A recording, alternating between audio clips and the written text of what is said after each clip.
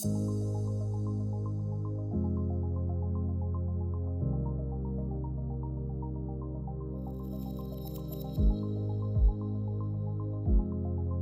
expanded definition of violence under C-190 includes the idea of economic harm alongside physical, emotional, and psychological harm. And I think for workers in the informal economy, this can be really important because often workers in the informal economy are seen as sort of residual to the real economy. They exist in some sort of no man's land away from what's actually going on in the economy.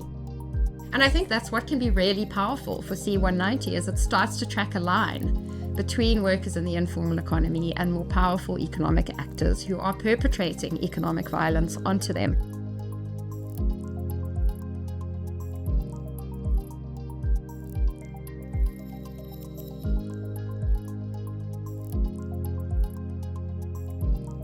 If you're thinking about a formal workplace in a factory or an office or in a shop, you're thinking of working with the employer or management to manage gender-based violence and harassment and to manage whatever workplace risks might be coming up as a result of climate change as well.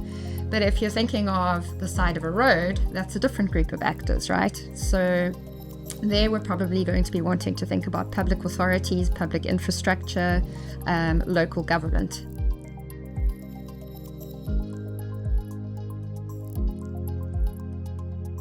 Women workers in these climate vulnerable sectors will have more economic insecurity, will be more exposed to exploitation, and this will breed more risk to be subject to gender-based violence and harassment. If you're having large-scale disasters, droughts, floods, and we're thinking, well, how do we protect people at the intersections of the violence and vulnerability that comes from this? You're also having to think about public infrastructure.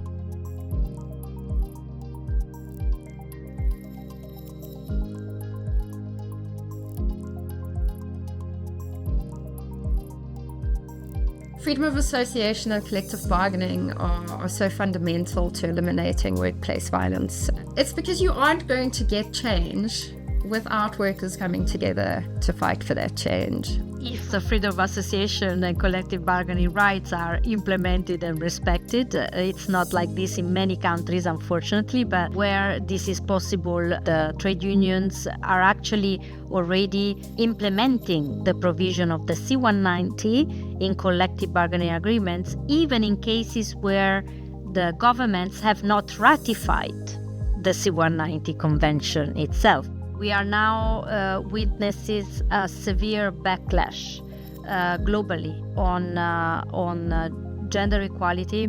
So the action and the role of the women within trade unions is becoming more and more crucial.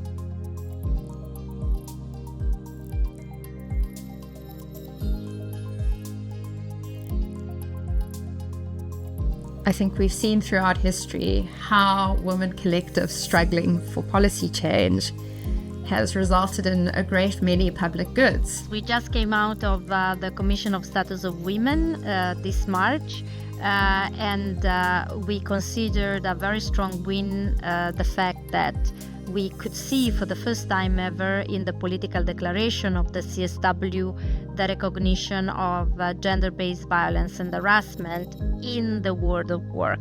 And this really relates to Convention C-190. For the first time in the world of work is included in the language.